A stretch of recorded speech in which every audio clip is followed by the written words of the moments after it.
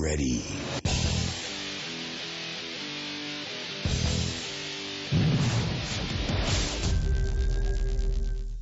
Welcome to another episode of Buff in the Rough. Today, we're going to go down the rabbit hole again as we take a deep dive into how one of the hottest breeding programs in the country picks their upcoming crosses. Help me welcome Mitch Gould of Heat 'em Up Kennels back to the program. Well, hey Mitch, how are you doing? How are you, Sam? Oh, I can't complain. I'm excited to have you back on because we're going to go down the rabbit hole today, and I'm only going to ask you maybe one or two questions, and hopefully they'll provide a lot of information for people. You know, I think one of the nice things about talking to folks like yourself, you're not afraid to share. And so I'm going to ask you for some of your secret sauce here in a minute, and I thank you in advance for sharing. However, I think I need to bring up something before I get to my questions, and one is I just want to tell you how sorry I am to hear about the losses that you guys have had this year. I mean, it's one thing to lose a good hound, but you guys lost Spot and Gus this year, and I just wanted to ask you to maybe talk about that a little bit if you feel comfortable talking about it. And to me, I just also want to ask, how do you recover from losing studs like that? Well, first of all, thanks for reaching out to me, Sam, and I always look forward to talking to you and enjoy your show. As far as secret sauce goes, I don't know how much of that we have. I try to usually just look at it like maybe I screwed up enough to figure a few things out, you know. But as far as Spot and Gus goes, pretty big blows. Not going to mince words on that one. Derek and Tim with Spot, and of course Cody and Randy with Gus, and the time that those guys have put into those dogs, and the plans we had, have had to be, we've had to punt, I guess you would say. So I always try to have 5 to 10 years kind of planned out in my head, and you always prepare to punt because, not everything always goes according to plan, but you don't expect that to happen. You don't expect to lose, a dual Hall of Fame dog at 4 years old and a Big Five winner who has produced 2 Big Five winners at 4 years old. So as far as replacing them, I believe was your question. I think that's why it's important that you invest your kennel and your breeding program in great females. And we always feel like we have a chance to continue to produce the kind of dogs that we like based on those females. I guess that's really the only answer to the problem. So, well, I think that's a terrific answer. And speaking of that, it's a good segue kind of into our topic today. But I have to bring up the top reproducers list. And I know you're a females guy, and we're going to hit that for sure. But when I was looking, and I think the latest list I saw was maybe June of this year, June 2025, and I saw Rowdy Reputation was on there at maybe number 9 for the current. And historical, I saw your name on this dog, White River Big Jake. Does that ring a bell? Yep, Jake would be a foundational dog here at the start of this breeding program back in the late 90s. He was kind of at the beginning. He was really something. I love going back and seeing the old dogs and hearing about the foundation stock.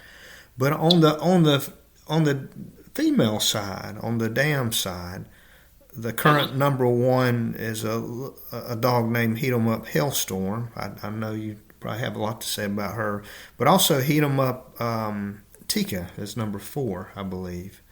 And I'm not sure if I missed anything else or not, Mitch, but I just did a quick drive-by on that because I figured you'd have females on that list and they would be high. Yeah, we've always tried to base everything we do off of what we think are great females. I had a guy tell me one time, if you build your kennel around great females, you always have great dogs. And the other side of that is you choose to use average females, then it's going to be hard to have great dogs consistently. So, Jake, he was kind of the key. I ended up in the stud dog business there for a little while.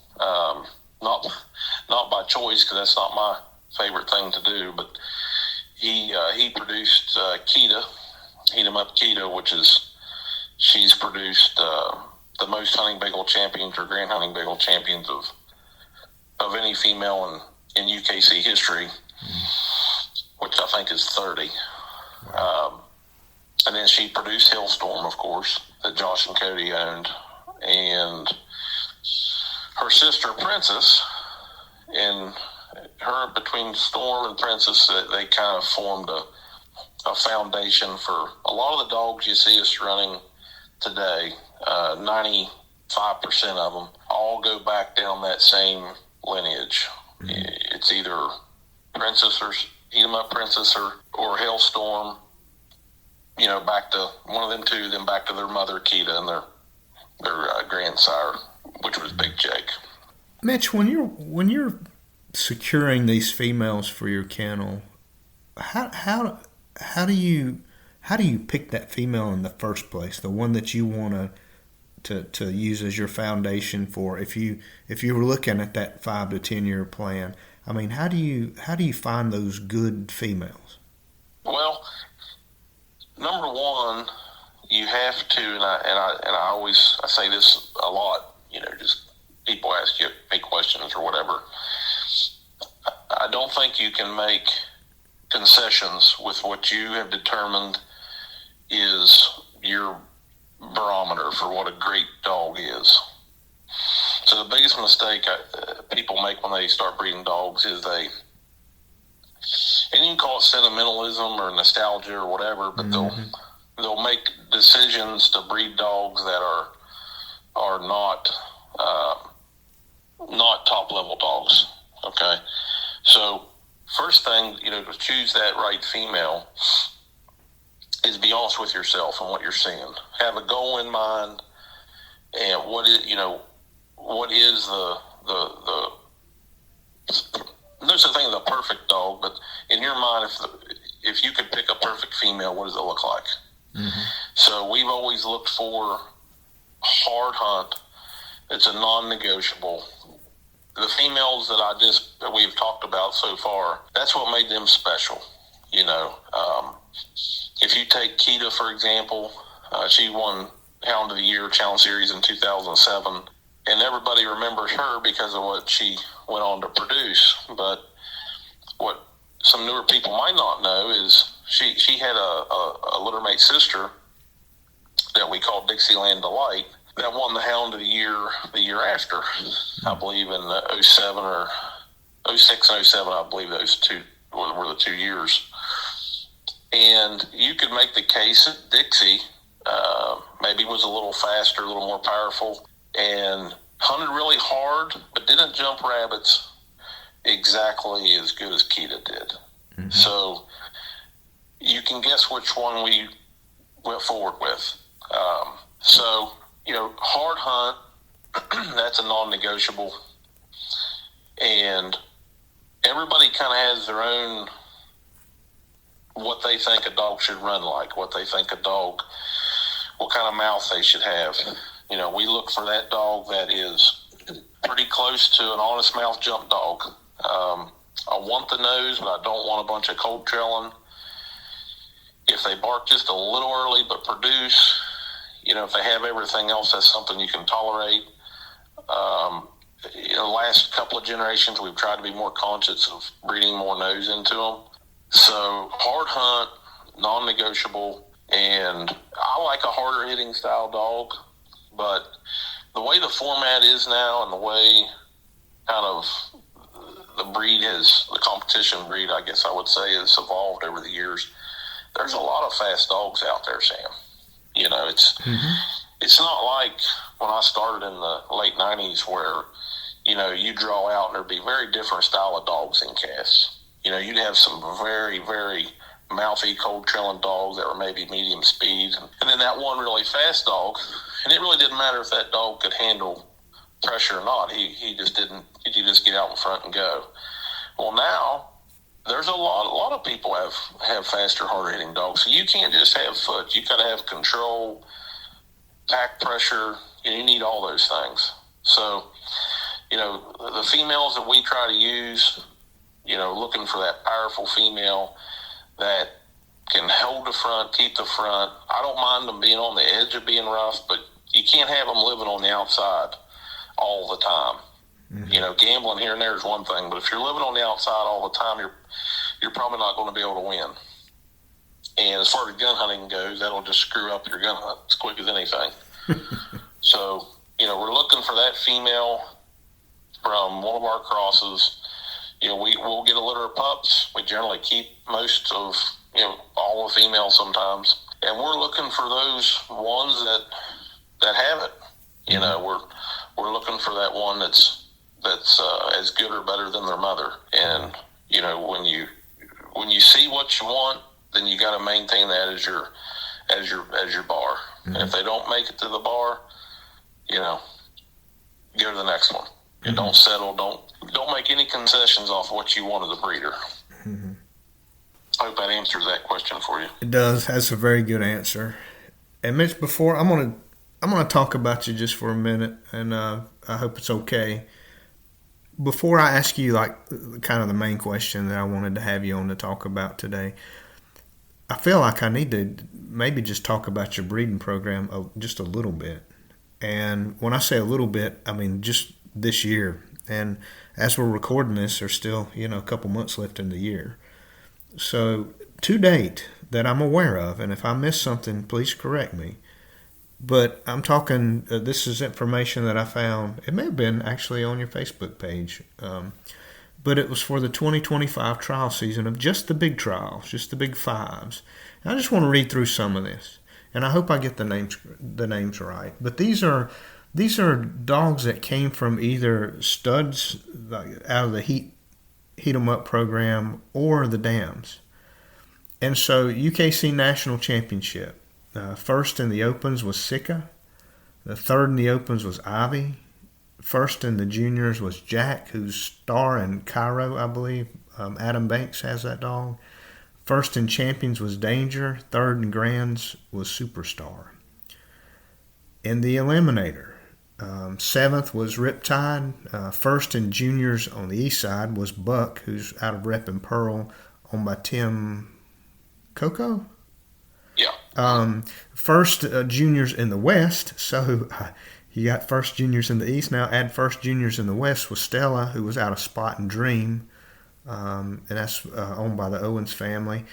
Moved down to NHBA days. First overall was Superstar, and fourth overall was Gus. Keep going, McVeigh Hunt. First was Puff out of Spot and Monkey, owned by Bill Cox. And here's Sika again. So we'll keep going.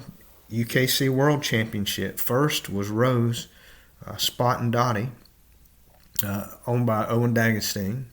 And seventh was Cyclone. And the Class of Champions, first Eastern region, was Jake.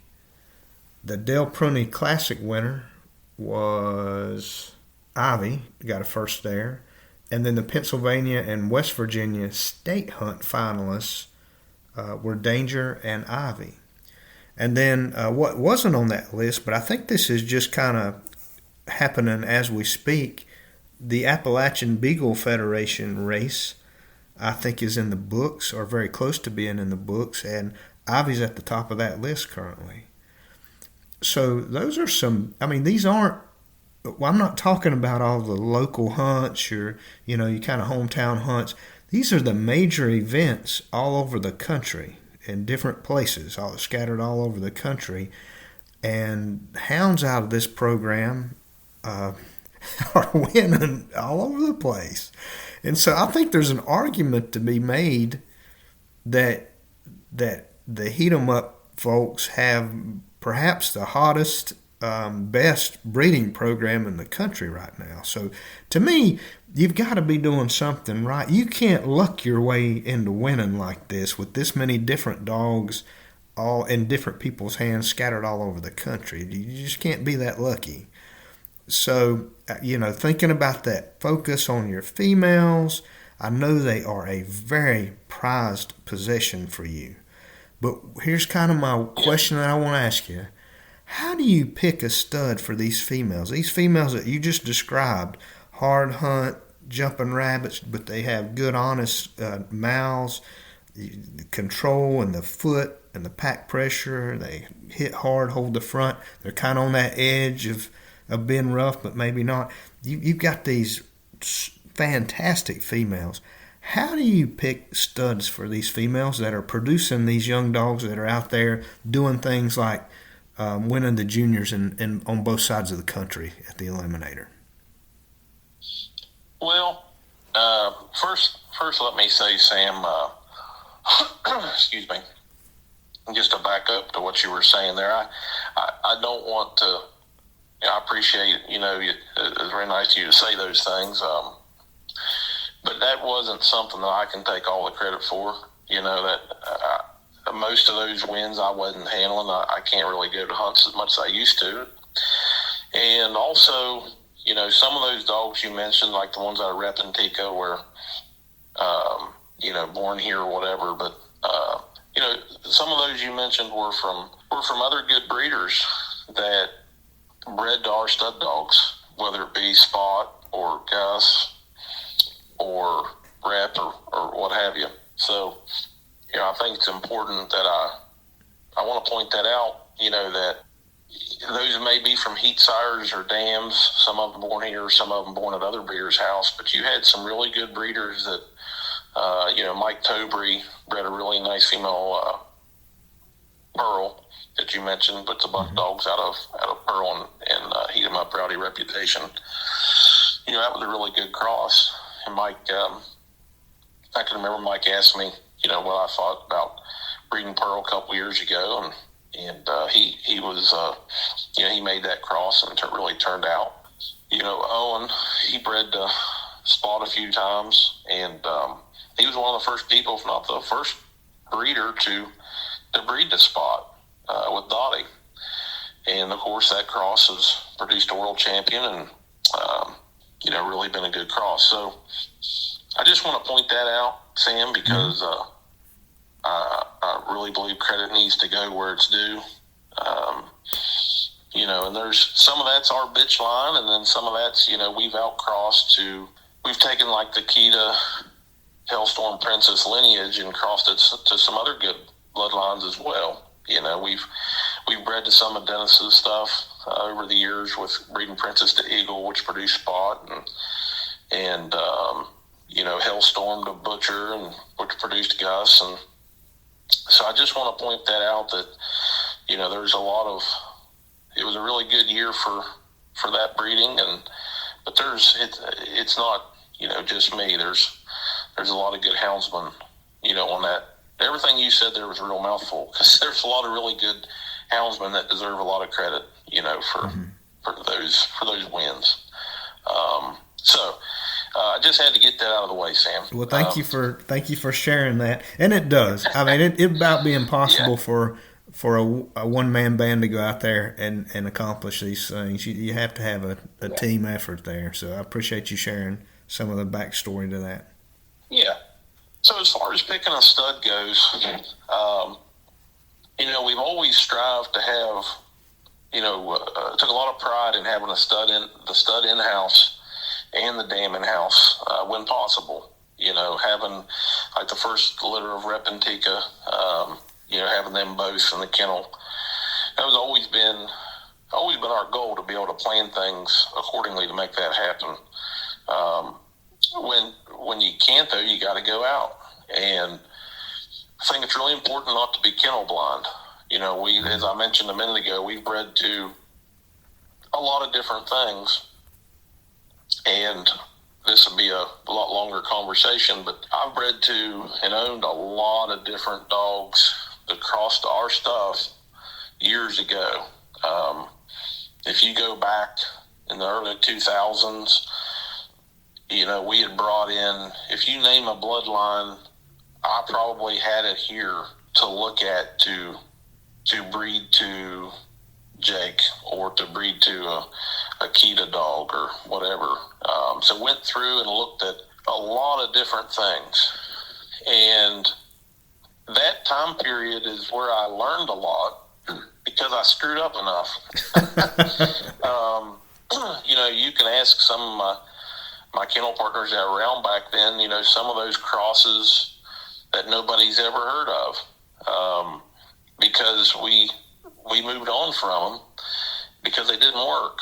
They may have just produced, and most all of those crosses produced what I would call capable rabbit dogs.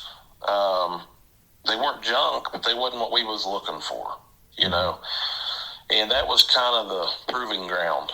I think you make enough mistakes if you're humble enough and open-minded enough to learn and listen. That's the best education you're ever going to get. So the only reason that I think we produce what we produce in present day is because we learned from mistakes. We didn't keep doing the same mistakes over and over and over, right? Can you? I'm sorry to interrupt you. Can you share maybe some of those common mistakes that people make that maybe you made yourself, maybe you didn't, but that you're aware of? Sure. That people make? So probably the biggest mistake we made early on, you mentioned Big Jake. Okay, Big Jake was a extremely powerful dog. The guys that were around back then, I doubt very few of them would disagree with that statement. He was really special, and he was from a legendary cross of that time period, which was Fire River Michael times White River Lulu.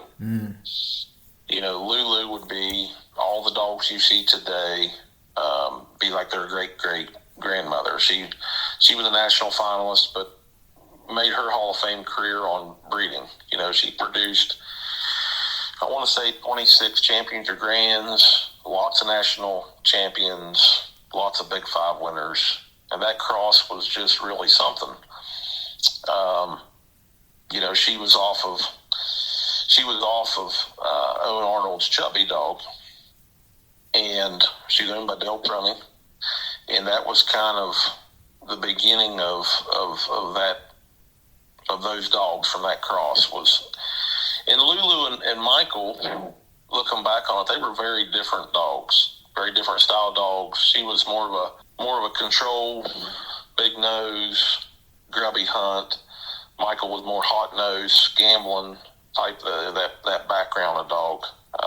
But anyways, for whatever reason, that complete and total outcross, which doesn't make a lot of sense, and I've thought a lot about that cross over the years because we had so much success. Myself and Jason Vandergraff, we ran a lot of the dogs out of that cross, and it just worked when it probably shouldn't have.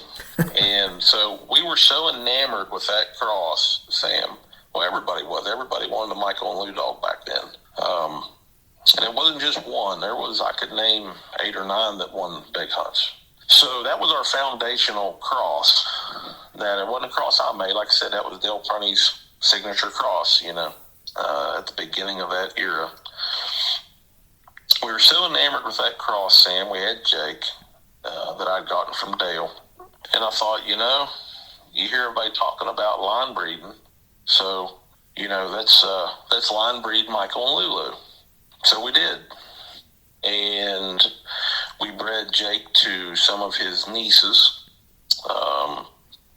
We bred Keita's brother, which was Simply Irresistible was his name. He was a 2-time Big Five winner, won nationals. Bred him to Jason Vandergriff's Rose dog, who was a national champion herself. So we made these crosses that everybody just thought, oh man, that'll really work. And it didn't, Sam. There was a lot of average dogs. And I'm not saying they were junk. I mean, they weren't the caliber of dog as Jake and his siblings. Mm-hmm. Okay. And that just really floored me early on, because anytime, you walk in a clubhouse and you just hear people talk about line breeding so much. And at that time, 30 years ago, you're just trying to learn. I'd come out of coon dogs as a kid, and you didn't hear as much about line breeding in the coon dog world back then. So, when them dogs turned out to be average, a lot, don't get me wrong, there was a couple good ones, but it wasn't a high. I'm looking for high percentage. If we have litter 8 pups, I want at least half of those to be capable of winning a Big 5. Mm-hmm. I want them to have that kind of talent. And the other 4, I expect them to be at least good ones, no duds. Sure, we would like to have 8 out of 8 Big 5 caliber. That's always the goal, but we know how things work out in any cross you make. So when that didn't work, we had a choice to make there. Do you punt, or do you keep trying to put a square peg in a round hole? Right. And because of nostalgia and sentimentalism, it's easy to make yourself do that. You want it to work.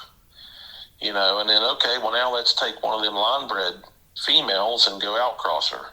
When you know in your heart that she's not a top level talent, she doesn't come from a high percentage litter, which we can talk about that here in just a little bit as far as picking a stud. But so we made the decision to move on and punt. And what I learned is that cross needed outcross because it lacked some things. And I learned that White River Lulu, being from Arnold's Chubby dog, she was just a vital part of why them dogs were what they were. And Owen had told me that many times, Owen Arnold. Some of you old guys might remember Owen. And I'm telling you, she's a big reason why them dogs are what they are. And Chubby went back to some northern Michigan stuff and threw a lot of hunt. So I focused on going forward, like, well, that's what we need to cross these dogs to. We need to be looking for that on outcross. Mm-hmm. And, I think it's a case of line breeding too early in your program. So really just in the last couple of generations are we doing some line breeding.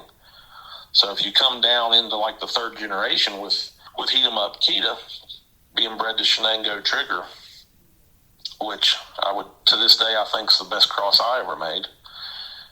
That's a first cousin cross where we doubled up on Arnold's Chubby. Most people don't realize that Kita and Trigger were actually line breeding. It was distinct. They were cousins 2 different ways. So I think if you want to know the mistake, there's plenty to pick from, Sam. That would be one that we had to learn from. Mm-hmm. And that was hard. Mm-hmm. That was really hard. And, if you want to really talk about making hard decisions, Sam, is through breeding Jake to different bloodlines.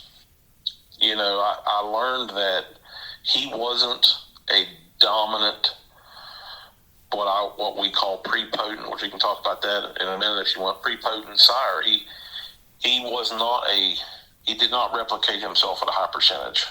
So, going forward with the right ones was going to be really, really important, Mm-hmm. So that's I guess a long or short story to that question, depending on how you look at it. No, I enjoy the background too. I really do. So before I got you off track, you were talking about don't be kennel blind when you're looking for these studs or looking to make these crosses. Absolutely, yeah. So when you start with the female, if you've got a female that you really like, and I think there's something to be said about somebody's preference versus what's good for the breed. It's easy to say, well, it's a free country. People are going to breed what they want, but you hope that people think enough of the breed that they're not breeding females that are incompetent, females that are substandard. But anyways, so you've got this female here and she's She's what you want. And if you can't see her as a replica, like if you wouldn't want more dogs just like her, then you shouldn't be breeding her. That's for starters. That's my opinion. I know there's plenty of people out there that use breed bitches, and they think, well, if a dog's got the set of papers, that's good enough, and that's just not how we do things. So you've got that female there. I like the strength breed, Sam. I think everybody's first kind of knee-jerk reaction is they want to complementary breed first. What I mean by that is they'll say, well, Susie here, she lacks some foot, so I'm going to go find a sire that's loaded with foot. So they'll start with that, and they'll base their list of potential studs on what she needs. And what I like to do is I like to think of it from her strengths. What makes Susie what she is? Okay, well, she's a hard hunting, jump dog, gritty, all-day heart, and that's what I love about her. Well, let's go find all the stud dogs that have that. Let's make our list based on that. And then come back and say, okay, out of these 5 sires that have that hunt, desire, and heart, and just as important, his parents had that, and just as important, he's got a bunch of siblings that have that same heart. Let's choose from that list of dogs that have the foot we're trying to breed into her. Because I don't believe that we're just breeding dogs. I've never looked at it that way. I heard Gary Davis say one time when I was just a kid, and it was a comment about, families of dogs. Gary was an old Walker dog, coon hunter, breeder, night heat. If any of you coon hunters on here would remember that. But anyways, I look at it as you're breeding families to families. You're not just breeding dogs. And if you understand that, it changes your whole perception of how you pick stud dogs. So start with making your list based on that. You have to know, if you can get the good first-hand information, the best, yourself, or at least the second-hand is from information you trust. What's the siblings like of the female you're wanting to breed? What's her parents like? Do they have the same traits you want? Was it a high percentage litter? Because I can tell you, if that female is from a litter where she's got a bunch of dandy siblings, there's a much better chance she's going to throw what you want. If she's kind of a lone wolf and she got a bunch of average or less siblings, less likely. So, I look at grandparents a lot. I look at siblings a lot. I probably spend as much time looking at that as I do anything. I think you start with the dog. The dogs matter. You hear people say best of best, breed the best of the best and hope for the best. Well, I do agree with the beginning of that statement. I think you should start with the dog's talent. Okay? The dogs are what they are. Be honest with yourself about what they are. And if they don't have the talent you're looking for, the papers are irrelevant. Now, a lot of people start with the papers. They'll say, well, man, she's out of a heck of a dog. These 2 parent, man, they're just awesome. But if she doesn't have the traits of her parents, then she doesn't have the potential to pass that on as a high percentage rate as one that does have it. Does that make sense? It does. So, and this is just, some of this is things that I've researched and learned, as far as from a genetic standpoint. Some of it's just stuff I've learned the hard way. So, you start with that female from a great cross, and now I'm looking for a male that has those same things. What was his litter like? What's his mom and dad like? When we bred the Eagle, bred Princess to Eagle, I mean, the thing that enamored me with Eagle was not just the way that he operated, but anybody will tell you Breezy, his mother was a dandy, And anybody in that ARHA world will tell you that Superman Breezy cross that he was out of is a heck of a cross. I mean, he had a lot of good siblings, So that was an easy one to pinpoint. So, go and identify that. I think that's important Mm-hmm. when you're looking for a stud.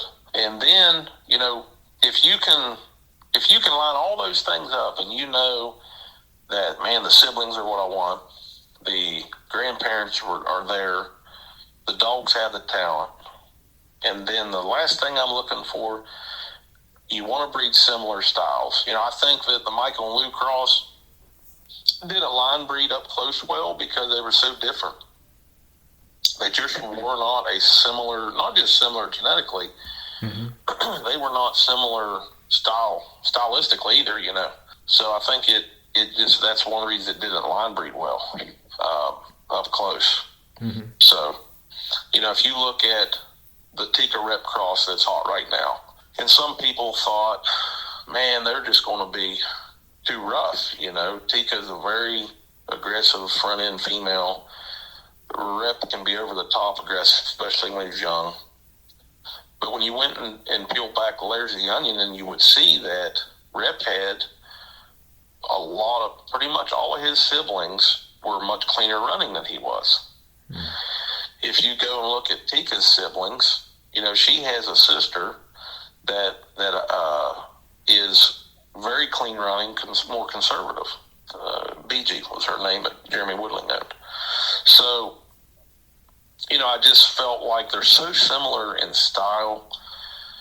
And the one thing that she needed, because I was looking for something that had the things about her I liked, like I said, start with the strength. But Rep has a huge nose. And I felt like Tika needed a little more nose. So this is going to sound silly, but I believe that you can, when you make outcrosses, and you'll hear people say, oh, well, those outcrosses, you're just, you're watering it down and blah, blah, blah. And I'm not downplaying line breeding at all. Like I said, some of the crosses we're making now are line bred. But if you outcross in the manner that I'm describing, family to family, and the styles are very similar, it's almost like you're line breeding traits instead of blood. There's just so many dogs in that outcross that are the same style, same traits you're looking for, that it can't hardly help but to come out. Mm-hmm. And I think that's why you see some of these outcrosses that are such high percentage. So when you hear best of the best and hope for the best, I don't believe that hope for the best part. I think if you can obtain the knowledge about the cross that we just discussed, no guarantees. I mean, you're not going to bat 1,000, but you're going to be way more than just hope and a prayer. Mm-hmm. Like some people suggest breeding, you just hope for the best. I don't think that's true. Mitch, talk to us a little bit about prepotent sires. So you check off all those boxes for a potential stud, and you're feeling really good about it. Talk about prepotent sires. What does that mean? How important is that in the process? Well, prepotency is the ability for any sire or dam to replicate the traits about them that you want on a consistent basis, regardless of what female they're bred to. So some people tell you all that don't really exist, and I'm not sure that I don't think it's any kind of a silver bullet that there's some magical stud dog, but I do think that certain stud dogs have some prepotency about them, that they can reproduce genetically. They just tend to reproduce on a consistent basis what you want.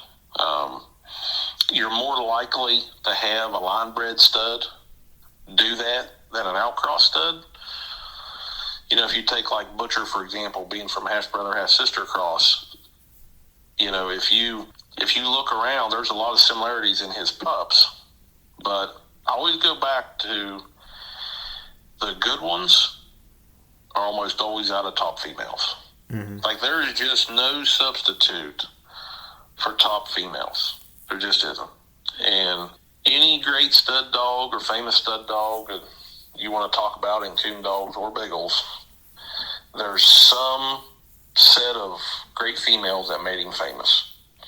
He might have bred 100 females, and I'm not talking about butcher, I'm saying in general. Mm-hmm. You take any stud dog, maybe that's bred 50, 100 females. I'm not saying there ain't good ones out of a bunch of different ones, but there's probably 6 or 8 dandy females that put him on the map. Mm-hmm. Those are the crosses you want. Those are the crosses you want to build your kennel around. You want to build your crosses around dominant crosses. So I love to stack crosses in a pedigree, Sam. So if you're going to make a cross, I love to be able to look at it in like a linear list of all the crosses on each side. Mm-hmm. And just look at how all those grandparents, great-grandparents, how all that lines up. So like Tika times Rep, for example, I love to be able to see, like on Tika's side, the Birdie Butcher cross was one of my favorites. And then you go back from there, and you see some of the crosses Dennis made. And then you go on the other side, on our side, and of course Rep's off Hailstorm and Mongo. That's Key to Trigger. That's another family stacked on top. That's Brute and Winnie stacked on top on the other side. So you end up with 6 dominant crosses stacked on top of each other. Mm-hmm. It's a great way to look at it. Key to times Trigger. That was 6 crosses stacked on each side all the way through there. If you look at Trigger, what made Trigger a great stud dog was Trigger was from one of the greatest females of all time for me. I mean, I love Shenango Star. And Star was out of a great cross. I mean, she was out of Chip and Bootsy, which was Arnold's Chubby. So you get what I'm saying here. Just lined up great females and great crosses just stacked on each side. Mm-hmm. You can. I think what throws people off sometimes, Sam, is you can take an average female and they'll say, well, look at what she's out of. She's got a great bloodline, whatever. And they'll say, well, that don't mean she can't reproduce. Even though she's not a powerhouse, she may reproduce powerhouses. And that's true. Genetics is a strange thing. Mm-hmm. I mean, you see 5'3" women produce 7-footers all the time. I mean, have you ever seen Shaquille O'Neal's mom? She's not a real big woman. So genetics is a strange thing. My point of wanting to only use great females is that I believe it gives you better odds, better percentage.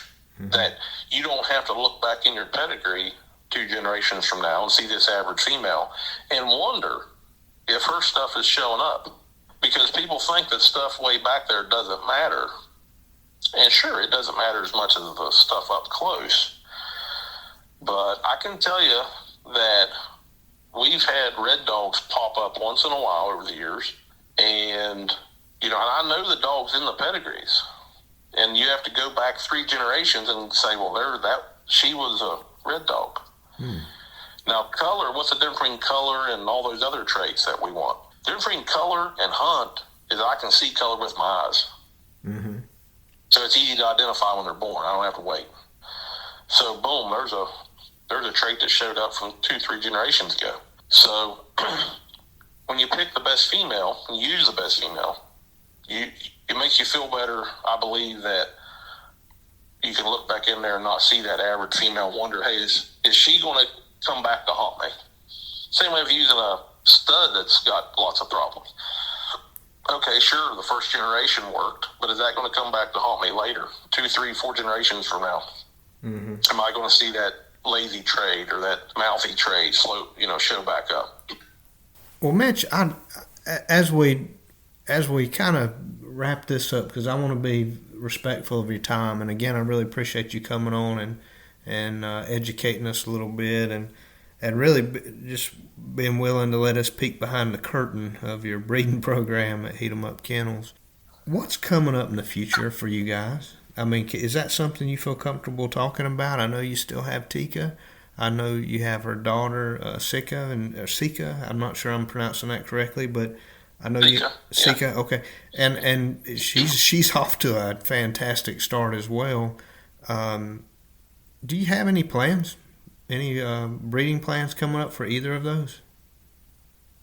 I think you should always have, if you want to build something and you want to have a reliable program, I think you should always have some idea of what you want to do in the next couple of generations, whether it's 5-10 years. Mm-hmm. This is kind of what we want to do. I think that's just smart to think that way. And just, you're always prepared to punt, but that's what you're hoping for. Mm-hmm.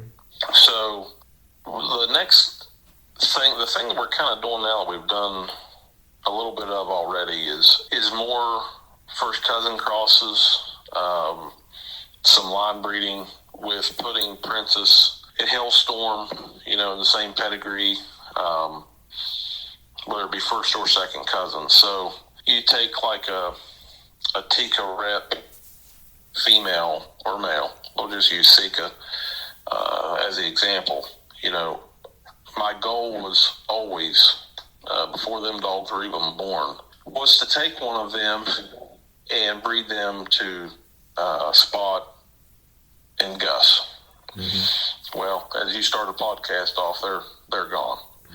So, Cody did get some semen out of Gus, and so if you're asking what my next plan, I hope and pray works, is that we can get some Sika Gus puppies down the road. You mentioned the Cyclone that placed at the World Hunt. Yes. That Brian and me and Braden have. Hopefully same for her, that we can get pups breeding her to a Gus male or Gus himself. Unfortunately, we didn't get semen out of Spot. There are some Spot males out there that I've got my eye on that are young. Mm-hmm. And some Gus males that are young that also keep an eye on. But, I think Tika pups, by all accounts, Superstar's first litter, produced the Cadillac Jack dog that won juniors that Adam Banks owns. It looks like, she's going to be a heck of a reproducer. So, she between the Tika pups and the Superstar pups, we've got some other females like Sika and Cyclone and Ivy. I think the Danger Zone dog, that Matt and Daniel and BJ have, I think he's going to be a tremendous stud dog, the way he's bred. He's, had a couple good females bred to him already. So I think that's probably a good bit of the future right there. Just have to see what happens, and we don't need any more bad luck, Sam. No, you do not. You certainly do not. Mitch, thank you again so much for coming on. Is there anything else that you would add or to this discussion that I didn't ask you about? I would just say that we need to look at this as like we're stewards of this breed. Mm-hmm. If you truly are a houndsman bigler, you love these little dogs. You love what they do. You respect what they do. I saw somebody tried to put a GoPro on a beagle one time, and it was just so chaotic you couldn't even make it out because of what they go through. Mm. And so if you love this breed and you respect this breed, you should look at it. If you're going to be a breeder, and if you're going to be a breeder, look at it as you're a steward of the breed. And how can I make this breed better? Mm-hmm. Not just to win field trials. The main purpose of this breed, I was talking to somebody the other day, sometimes I think we make this a little complicated. What are these little dogs supposed to do? Well, when they open, they bark. Shortly after that, at some point, a rabbit's supposed to die. I mean, that's really the name of the game. And if you're a steward of the breed and you have that on your mind, that a dog is accountable for its mouth, it can do it in all conditions, whether it's by itself in a pack, frozen ground, and it can go and accomplish that little task I just mentioned. We're all going to be better off for it. Mm-hmm. Breed for hunt. You watch the big old breed as a whole. There's a lot of dogs that lack go. And so be a steward of the breed, and I think we'll be better off than we were. Mm-hmm. If you look at the guys that kind of saved the breed 50, 60 years ago from the walkie-talkie era, that's what they did. They focused on, hey, we got to breed dogs that what they're meant to do, which is kill rabbits over. Mm-hmm. So don't just focus on breeding for one format. focus on what a rabbit dog is. Mm-hmm. So that's what I would say. That is sage advice, my friend. And I wish you the best on these upcoming crosses and on the in the coming year. And certainly hope and pray that you have no more bad luck with these studs. I hope that run is over for you. Appreciate it, buddy. Yeah, no problem. And thank you again, Mitch, for coming on. I really appreciate you and appreciate your time. Yeah, no problem. Enjoy talking to you. Thank you for listening to Buff in the Rough. Remember to like and subscribe if you want to be notified when new content is available. And please send comments and suggestions to buffintherough@gmail.com.